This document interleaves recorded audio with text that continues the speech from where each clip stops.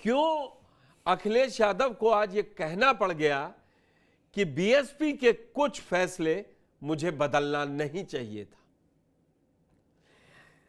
राजनीति, ये बयान अगर कहा जाए तो पूरा का पूरा 22 साल पहले का है, जब पोटा लगा राजा भैया पे। उसके बाद 2007 में भी जब मायावती की सरकार फुल फ्लेजेड आई तो बेतिया हाउस में, भदरी हाउस पर कई तरीके के छापे पड़े, सब निकला, कई एफआईआर दर्ज हुई। फिर 2012 में आता है समाजवादी पार्टी का दौर और समाजवादी पार्टी की सरकार बनती है और अखिलेश यादव मुख्यमंत्री बनते हैं और साथ में राजा भैया कैबिनेट मिनिस्टर भी बनते हैं। लेकिन वो दौर दूसरा था, ये दौर दूसरा है। अब अखिलेश यादव से जब आज सवाल किया गया प्रेस कॉन्फ्रेंस में कि क्या वजह है जो गुलशन यादव पर जो 22 में राजा भैया के खिलाफ चुनाव भी लड़े थे और राजा भैया लगातार चुनाव जीतते रहे, लेकिन ये 2022 का वो चुनाव था जिसमें राजा भैया सबसे कम वोटों से जीते। तब भी जब जीते तब भी 30,000 प्लस वोटों की मार्जिन थी। लेकिन यहां से रिश्ते टूटते गए। फिर राज्यसभा के चुनाव के दौरान 2024 में राम मंदिर शिलान्यास के समय कई बार उन्होंने अखिलेश पर सदन से लेकर कई जगह बयान दिया, लेकिन फिर 24 में वो तस्वीर भी सामने देखने को मिली जब नरेश उत्तम पटेल, उस समय तत्कालीन सपा के प्रदेश अध्यक्ष थे, राजा भैया के यहां कुंडा में खाना खाने भी गए और समर्थन भी मांगा और वहां वो सीट भी जीती समाजवादी पार्टी। लेकिन फिर 1 साल के ही अंदर राजा भैया को पहचानने से इनकार कर दिया था। जिस दिन गुलशन यादव पर मुकदमा दर्ज हुआ था, उनके 7 करोड़ की प्रॉपर्टी को कुर्क किया है पुलिस ने। अब आज जब ये सवाल पूछा गया तो अखिलेश यादव ने कहा ये मौका तो नहीं है, लेकिन मैं ये कहूंगा कि बीएसपी के कुछ फैसले बदलने नहीं चाहिए थे और जो मुकदमे लिखवा रहे हैं वो चुनाव हारेंगे। तो आप ये देखिए कि अखिलेश यादव किस तरीके से अब राजा भैया से अदावत मान रहे हैं और वो गुलशन यादव के साथ खड़े दिख रहे हैं, जो समाजवादी पार्टी के प्रत्याशी भी रहे, 2022 में जिला अध्यक्ष भी रहे प्रतापगढ़ में। तो क्या कुछ सियासत कह रही है उत्तर प्रदेश की, किस ओर इशारा कर रही है, इसको समझेंगे पंकज चतुर्वेदी और पंकज कुमार जी से। लेकिन सबसे पहले सुन लेते हैं आज अखिलेश यादव ने राजा भैया पर कहा क्या क्या।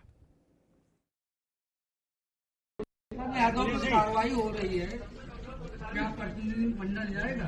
देखिए, ये चाचा भी जा चुके हैं, हम भी उसके घर जा चुके हैं।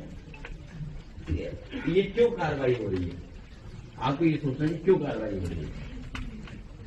और हर स्तर पे वकीलों के जो हमें सहयोग लेना पड़ता है वो भी हम ले रहे हैं, कानूनी मदद ले रहे हैं। आर्थिक रूप से भी जितना तोड़ा जा सकता है तोड़ा जा रहा है।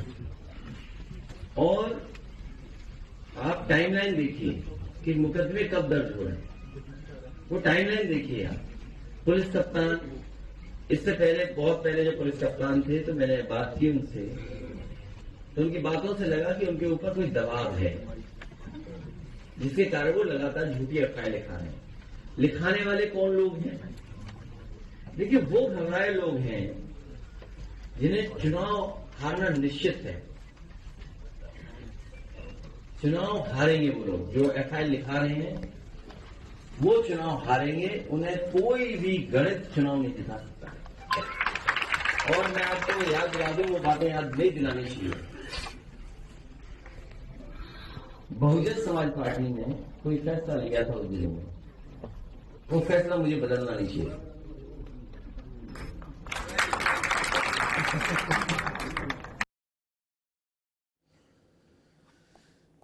तो इस प्रेस कॉन्फ्रेंस में पंकज चतुर्वेदी हमारे संवाददाता जुड़े हुए थे। पंकज जी, बड़ी बात यह है कि वो राजा भैया के पहचानने से वो पहले भी 4 दिन पहले प्रेस कॉन्फ्रेंस में इंतजार कर चुके थे। बोले ये कौन है, मैं नहीं जानता।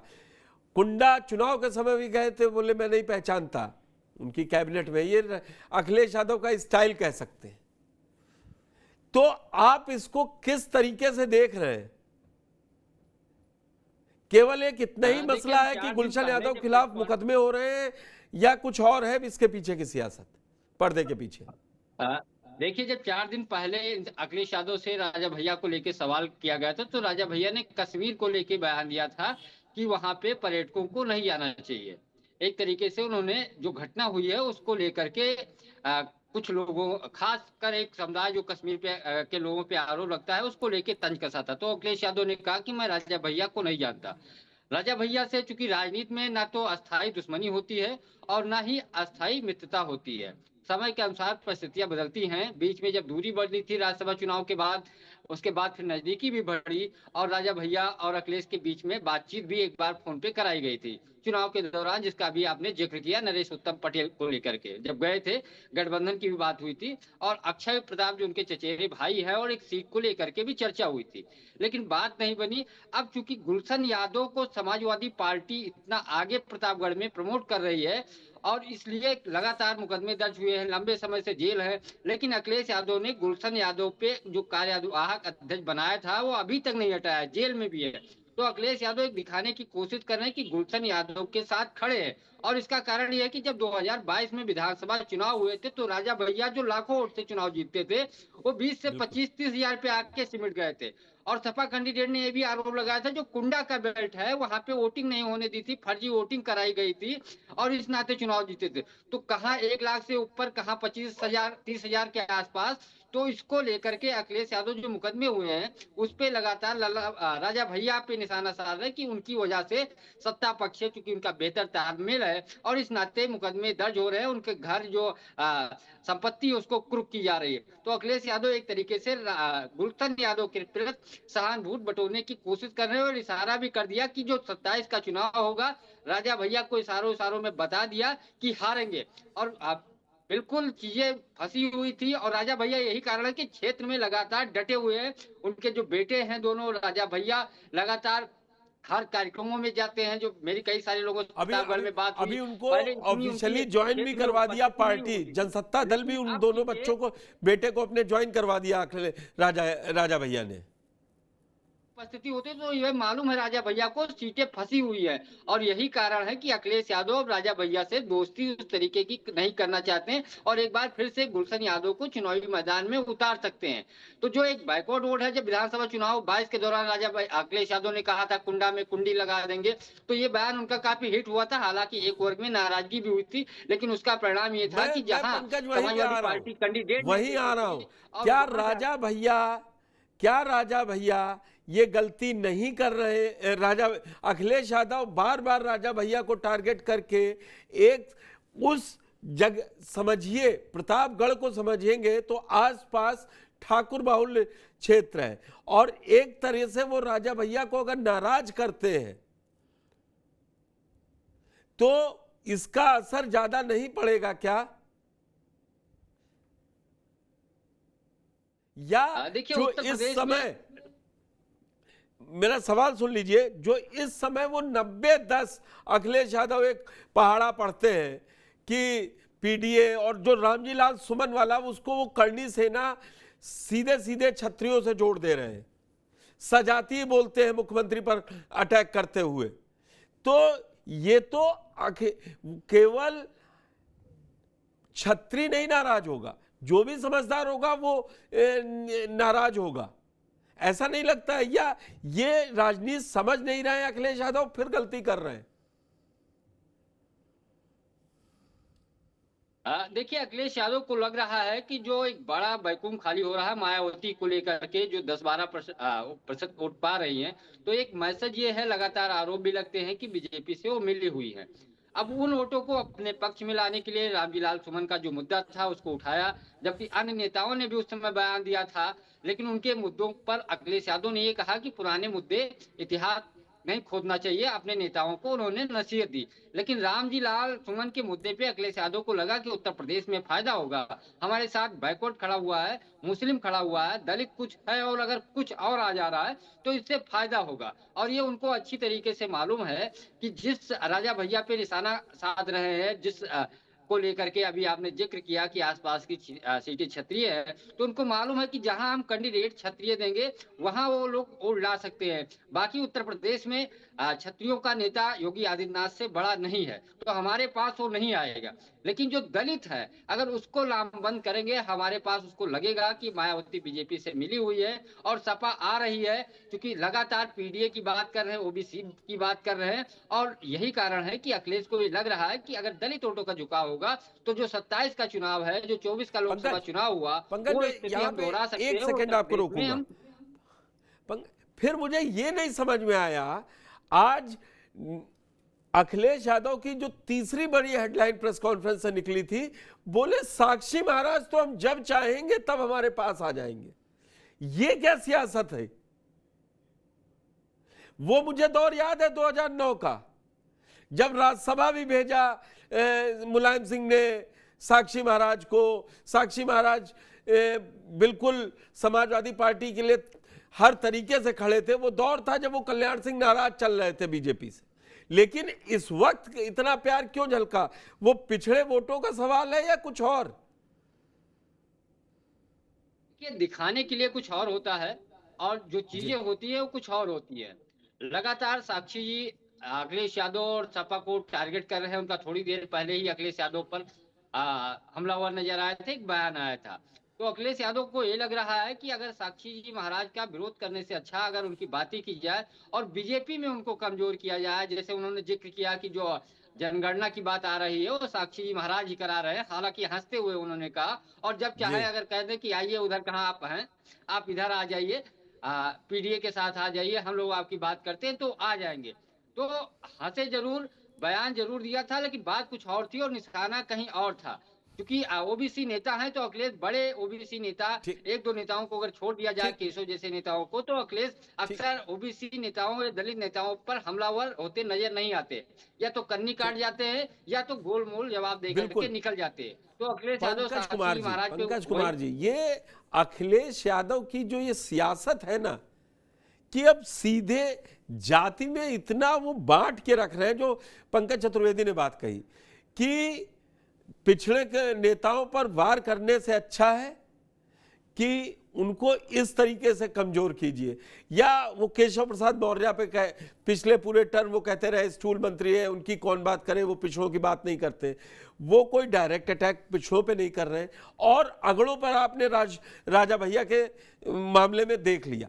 क्या अब अखिलेश को आज जो उन्होंने बात उठाई मायावती के समय वाली, तो आपको क्या लग रहा है? ये नहीं लग रहा है कि फ्रस्ट्रेशन ज्यादा है? नहीं, मुझे फ्रस्ट्रेशन नहीं दिख रहा, मुझे ये उनका टैक्टिकल स्टेटमेंट दिख रहा है। एक्चुअली जब उन्होंने कई तरह के प्रयोग किए उसमें वो असफल रहे, लेकिन जब उन्होंने पीडीए का प्रयोग किया तो वो लोकसभा चुनाव में सफल रहे। और उसके बाद से उनको लगने लगा कि अगर पीडीए के फॉर्मूला पर आगे बढ़ा जाए तो शायद 2027 में हम यूपी की सत्ता तक पहुंच सकते हैं। आपको मालूम होगा कि 2024 के चुनाव में अगर बीजेपी को क्लियर कट मेजॉरिटी नहीं आ सका तो उसकी बड़ी वजह उत्तर प्रदेश है। वैसे में जिस तरीके से अखिलेश यादव, जो कि मायावती के धुर विरोधी रहे हैं, वैसे उन्होंने 2 बार अलायंस भी किया, लेकिन फिर भी कभी सपा और बसपा एक होगी ये किसी ने सोचा नहीं था। 2 बार अलायंस भी किया, वो प्रयोग सफल नहीं हुआ, उनके वोटर साथ नहीं आ पाए। लेकिन अब अखिलेश यादव पीडीए फॉर्मूला के तहत ये जताने की कोशिश कर रहे हैं कि मायावती के फैसले को हमें पलटना नहीं चाहिए था, ये हमारी गलती थी। फिर से एक बार दलित को अपने साथ साधने का प्रयास है। और वजह यह है कि जिस तरीके से राजनीति में मायावती के बारे में कहा जाता है कि वो इनएक्टिव हो गई हैं, वो एक तरीके से बीजेपी से दबाव में है, इस तरह का आरोप लगाया जाता है कांग्रेस के द्वारा, अन्य लोगों के द्वारा। इसलिए मैं आपसे कह रहा हूं कि अगर इस तरह की बात होती है तो उसी राजनीति को इन्होंने आगे बढ़ाया। मगर मुलायम सिंह ने कभी भी राजा भैया का साथ छोड़ा नहीं। नहीं, मुलायम सिंह कभी मायावती के साथ गए थे क्या? नहीं, मुलायम 92 सिंह में तो कभी मायावती- नहीं, उसके बाद कभी गए नहीं, क्या? नहीं, नहीं, मुलायम सिंह कभी कांग्रेस के साथ जाने कभी के नहीं। समर्थक थे क्या? ना। तो मुलायम सिंह ने तो बार बार अखिलेश यादव को मना किया कि कांग्रेस के साथ मत जाइए। अब जब चुनाव होगा 2027 में, और राहुल गांधी ने जिस तरीके से कहा कि बिहार के बाद उनका फोकस उत्तर प्रदेश पर ही है, तो आप इस बात को समझ सकते हैं कि आखिरकार कांग्रेस किस बात के लिए लड़ेगी। यही ओबीसी वोट बैंक के लिए, ईबीसी वोट बैंक के लिए, क्योंकि कांग्रेस को पता है कि इन ठीक। हिंदी बेल्ट अब में मैं- क्षेत्रीय दल अगर पावरफुल हैं, सत्ता में आते हैं, तो कांग्रेस के वोट बैंक पर ही आते हैं। कांग्रेस ने अपना यू टर्न करके जिस तरीके से ओबीसी पॉलिटिक्स को धार दिया है, उससे एक बात समझ में आती है कि ओबीसी पॉलिटिक्स के लिए लड़ाई होगी। अखिलेश अपने पीडीए को मजबूत कर रहे हैं, इसलिए राजा भैया को टारगेट कर रहे हैं। अखिलेश पीडीए को मजबूत करना चाहते हैं, इसलिए मायावती के बदले फैसले को लेकर के वो मैसेजिंग क्या बयान है? दे रहे हैं, मैसेज दे रहे हैं कि वो मेरा फैसला गलत है।